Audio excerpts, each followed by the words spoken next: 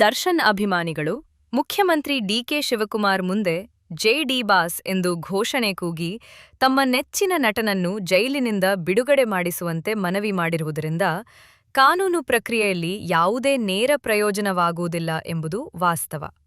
ಏಕೆಂದರೆ ದರ್ಶನ್ ವಿರುದ್ಧದ ಪ್ರಕರಣ ಈಗ ನ್ಯಾಯಾಲಯದ ವ್ಯಾಪ್ತಿಯಲ್ಲಿದ್ದು, ಬಿಡುಗಡೆ ಅಥವಾ ಜಾಮೀನು ವಿಚಾರವನ್ನು ನಿರ್ಧರಿಸುವ ಅಧಿಕಾರ ನ್ಯಾಯಾಂಗಕ್ಕೆ ಸೇರಿದೆ. ಆದರೆ ಅದೇ ಸಮಯದಲ್ಲಿ ತಮ್ಮ ಅಭಿಮಾನಿ ಹೃದಯದ ನೋವನ್ನು ವ್ಯಕ್ತಪಡಿಸಲು ಬಂದವರ ಬಗ್ಗೆ ಗಲಾಟೆ ಮಾಡಿದ್ರೆ ಪೊಲೀಸರನ್ನು ಕರೆಸಿ ಲಾಠಿಯೇಟು ಕೊಡಿಸ್ತೇನೆ ಎಂಬ ರೀತಿಯ ಮಾತು ಮುಖ್ಯಮಂತ್ರಿ ಸ್ಥಾನದಲ್ಲಿರುವ ವ್ಯಕ್ತಿಯಿಂದ ಬಂದಿರುವುದು ಸರಿಯಲ್ಲ ಎಂಬ ಅಭಿಪ್ರಾಯವು ಸಾಮಾಜಿಕ ಜಾಲತಾಣಗಳಲ್ಲಿ ಕೇಳಿಬರುತ್ತಿದೆ. ದರ್ಶನ್ ಅಭಿಮಾನಿಗಳ ದೃಷ್ಟಿಯಿಂದ ನೋಡಿದರೆ ಅವರು ಕಾನೂನಿಗೆ ಸವಾಲು ಹಾಕಲು ಬಂದವರಲ್ಲ, ತಮ್ಮ ಪ್ರೀತಿಯ ನಟನ ಬಗ್ಗೆ ಇರುವ ಭಾವನಾತ್ಮಕ ನೋವನ್ನು ಹೇಳಿಕೊಳ್ಳಲು ಬಂದವರಾಗಿದ್ದರು. ಹೀಗಾಗಿ ಈ ಘಟನೆ ಈಗ ರಾಜಕೀಯ, ಸಿನಿಮಾ ಮತ್ತು ಅಭಿಮಾನಿಗಳ ಭಾವನೆಗಳ ನಡುವೆ ದೊಡ್ಡ ಚರ್ಚೆಯ ವಿಷಯವಾಗಿದೆ. ಮುಖ್ಯಮಂತ್ರಿ ಆದ ಬಳಿಕ ಡಿಕೆ ಶಿವಕುಮಾರ್ ಜನರ ನಡುವೆ ಹೆಚ್ಚು ಕಾಣಿಸಿಕೊಳ್ಳುವ ಪ್ರಯತ್ನ ಮಾಡುತ್ತಿದ್ದಾರೆ. ಇತ್ತೀಚೆಗೆ ಅವರು ಮೆಟ್ರೋದಲ್ಲಿ ಪ್ರಯಾಣ ಮಾಡಿ ಬಳಿಕ ತಮ್ಮ ಸ್ವಕ್ಷೇತ್ರ ಕನಕಪುರಕ್ಕೆ ಭೇಟಿ ನೀಡಿದ್ದರು.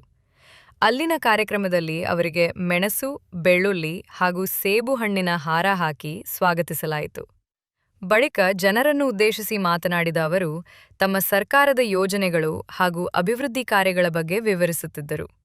ಇದೇ ವೇಳೆ ವೇದಿಕೆಯ ಎದುರು ಸೇರಿದ್ದ ಕೆಲ ದರ್ಶನ್ ಅಭಿಮಾನಿಗಳು ಜೈ ಡಿ ಬಾಸ್ ಎಂದು ಘೋಷಣೆ ಕೂಗಲು ಆರಂಭಿಸಿದರು.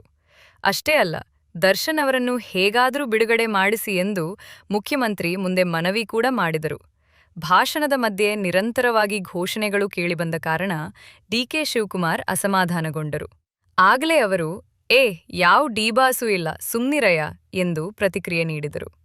ನಂತರವೂ ಕೆಲವರು ಕೂಗಾಡುತ್ತಿದ್ದಂತೆ ಗಲಾಟೆ ಮಾಡಿದರೆ ಪೊಲೀಸರನ್ನು ಕರೆಸಿ ಕ್ರಮ ಕೈಗೊಳ್ಳುವುದಾಗಿ ಎಚ್ಚರಿಕೆ ನೀಡಿದರು ಎನ್ನಲಾಗಿದೆ.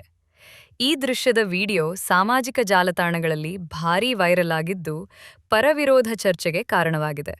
ಒಂದು ಕಡೆ ನೋಡಿದರೆ ಕಾರ್ಯಕ್ರಮದ ಶಿಸ್ತು ಕಾಪಾಡುವ ಉದ್ದೇಶದಿಂದ ಮುಖ್ಯಮಂತ್ರಿ ಈ ರೀತಿ ಪ್ರತಿಕ್ರಿಯೆ ನೀಡಿರಬಹುದು ಎಂದು ಕೆಲವರು ಹೇಳುತ್ತಿದ್ದಾರೆ.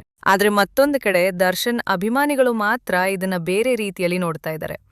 ಅವರ ಪ್ರಕಾರ ತಮ್ಮ ನೆಚ್ಚಿನ ನಟನ ಬಗ್ಗೆ ಘೋಷಣೆ ಕೂಗುಗಿದ್ದಕ್ಕಾಗಿ ಅವರನ್ನ ಗದರಿಸುವ ಅಗತ್ಯ ಇರಲಿಲ್ಲ. ಅದರಲ್ಲೂ ಲಾಠಿ ಏಟಿನ ಎಚ್ಚರಿಕೆ ನೀಡಿರುವುದು ಅಭಿಮಾನಿಗಳ ಭಾವನೆಗೆ ನೋವುಂಟು ಮಾಡಿದೆ ಎನ್ನುವುದು ಅವರ ವಾದ.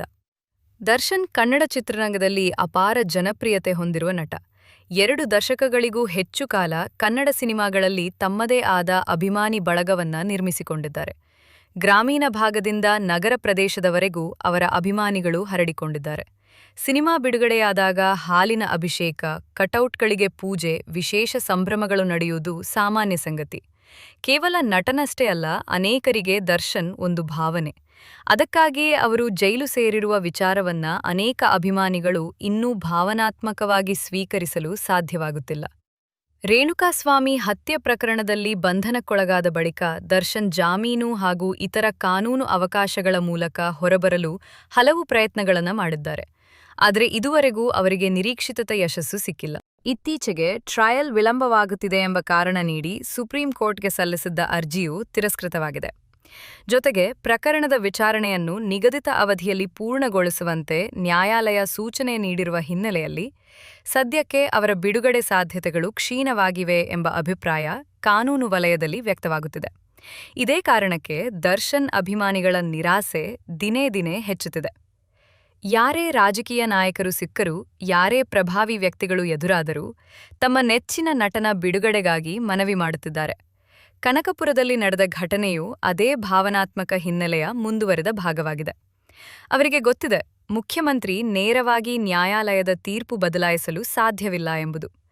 ಆದರೂ ತಮ್ಮ ನೋವನ್ನು ಯಾರಾದರೂ ಕೇಳಬೇಕು, ತಮ್ಮ ಅಭಿಮಾನವನ್ನು ಯಾರಾದರೂ ಗೌರವಿಸಬೇಕು ಎಂಬ ನಿರೀಕ್ಷೆಯಲ್ಲೇ ಅವರು ಈ ರೀತಿಯ ಘೋಷಣೆಗಳನ್ನು ಕೂಗುತ್ತಿದ್ದಾರೆ. ಒಟ್ಟಾರೆ ಕನಕಪುರದಲ್ಲಿ ನಡೆದ ಈ ಘಟನೆ ಕೇವಲ ಒಂದು ಘೋಷಣೆ ಅಥವಾ ಒಂದು ಪ್ರತಿಕ್ರಿಯೆಯ ಕಥೆಯಲ್ಲ. ಇದು ದರ್ಶನ್ ಮೇಲಿರುವ ಅಪಾರ ಅಭಿಮಾನ, ನಟನಿಗಾಗಿ ಕಾಯುತ್ತಿರುವ ಸಾವಿರಾರು ಅಭಿಮಾನಿಗಳ ನೋವು, ನ್ಯಾಯಾಂಗ ಪ್ರಕ್ರಿಯೆಯ ಮಿತಿಗಳು ಮತ್ತು ರಾಜಕೀಯ ನಾಯಕರ ಸಾರ್ವಜನಿಕ ಪ್ರತಿಕ್ರಿಯೆಗಳ ಬಗ್ಗೆ ನಡೆಯುತ್ತಿರುವ ಚರ್ಚೆಯ ಪ್ರತಿಬಿಂಬವಾಗಿದೆ.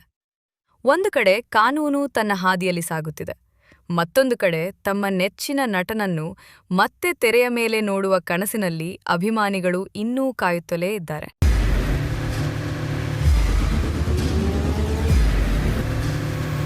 ಪ್ರಜಾಮಾರ್ಗ ನ್ಯೂಸ್, ಇದು ಜನಸಾಮಾನ್ಯರ ಧ್ವನಿ. ನಮಸ್ಕಾರ. ನೀವು ನೋಡ್ತಾ ಇದ್ದೀರಾ ಪ್ರಜಾಮಾರ್ಗ ನ್ಯೂಸ್. ರಾಷ್ಟ್ರದ ರಾಜ್ಯದ ರಾಜಕೀಯದ ಬಗ್ಗೆ ಹೆಚ್ಚಿನ ಸಿನಿಮಾ ಅಪ್ಡೇಟ್ಗಳಿಗಾಗಿ ಫಸ್ಟ್ ಲೈಕ್ ಮಾಡಿ, ಸಬ್ಸ್ಕ್ರೈಬ್ ಆಗಿ, ಹಾಗೆ ಫಾಲೋ ಕೂಡ ಮಾಡಬೇಕು.